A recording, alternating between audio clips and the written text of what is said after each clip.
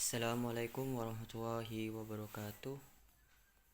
Saya Ramdan Wahyudi, 2019-2139. Di sini saya akan memberi tanggapan terhadap video Bapak Wadud yang berjudul tentang ekonomi terbuka dalam perspektif ekonomi Islam.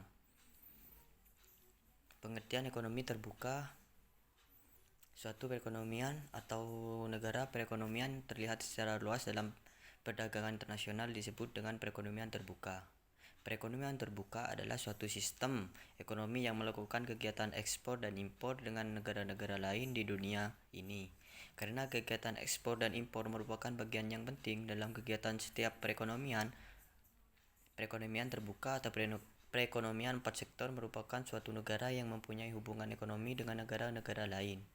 Ada pula siklus aliran pendapatan perekonomian terbuka. Dalam ekonomi yang melakukan perdagangan luar negeri, aliran pendapatan dan pengeluaran apabila diperhatikan maka didapati banyak bahwa aliran yang berlaku dalam perekonomian terbuka adalah berbeda dengan perekonomian tiga sektor sebagai akibat dari wujudnya kegiatan ekspor dan impor.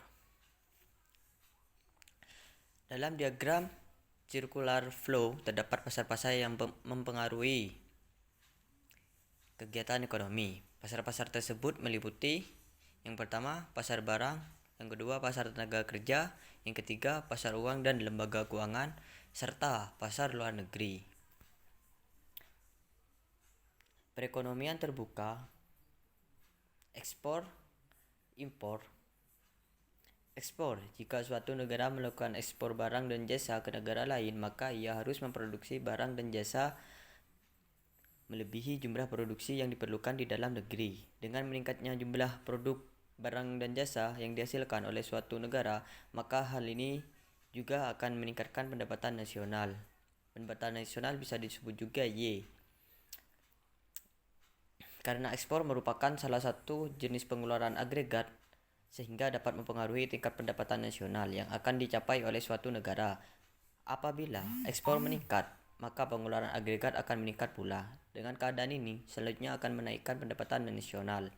Namun, sebaliknya pendapatan nasional tidak dapat mempengaruhi besar kecilnya ekspor. Apabila pendapat nasional bertambah besar, ekspor belum tentu meningkat, atau besarnya ekspor dapat meningkat atau mengalami perubahan meskipun pendapatan nasional tetap besarnya.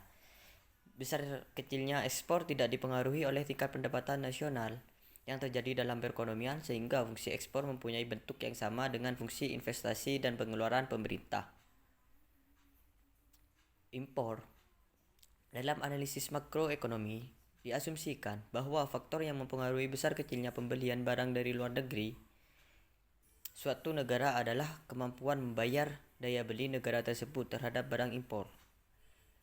Makin tinggi kemampuan membayar daya belinya, maka tinggi pula impor yang dapat dilakukannya.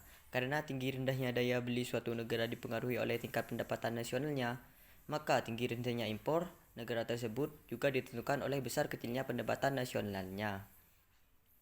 Makin tinggi pendapatan nasional, makin besar pula impor yang dapat dilakukan oleh negara tersebut. Ada pula perekonomian terbuka, ekspor, impor, atau cruise. Dalam menganalisa suatu perekonomian dikenal dua model perekonomian, yaitu perekonomian tertutup dan perekonomian terbuka, di mana perekonomian tertutup adalah model perekonomian yang pada pelakunya, khususnya produsen dan konsumen, secara sederhana akan melakukan kegiatan dalam penjualan dan pembelian di pasar yang saling melengkapi untuk memenuhi kebutuhan dan kepentingannya masing-masing. Dalam transaksi pasar tersebut, mereka akan terlihat dalam kontrak dagang atau kesepakatan jual beli, dan kemudian ditetapkan harga jual atau harga beli dari kegiatan tersebut. Pada sistem ekonomi yang terbuka, terdapat kemungkinan dari produsen untuk melakukan kegiatan ekspor barang dan produksi dagangan dengan tujuan pasar-pasar di negara lain, atau sebaliknya melakukan kegiatan impor atas bahan mentah dan bahan penolong serta mesin atau barang jadi dari luar negeri.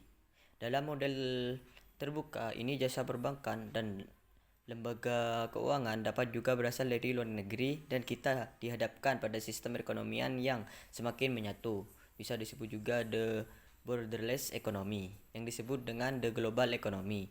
Dengan memasukkan sektor luar negeri ke dalam model penghitungan pendapatan nasional, berarti kita menamijihkan dua variabel dalam model perekonomian tiga sektor, yaitu variabel ekspor dan variabel impor. Dengan demikian, untuk menghitung pendapatan nasional, keseimbangan pada perekonomian terbuka dilakukan dengan jalan menyamakan antara sisi pendapatan dan sisi pengeluaran. Mungkin itu saja yang dapat saya sampaikan. Kurang lebihnya mohon maaf. Wabillahi taufiq wal hidayah. Wassalamualaikum warahmatullahi wabarakatuh.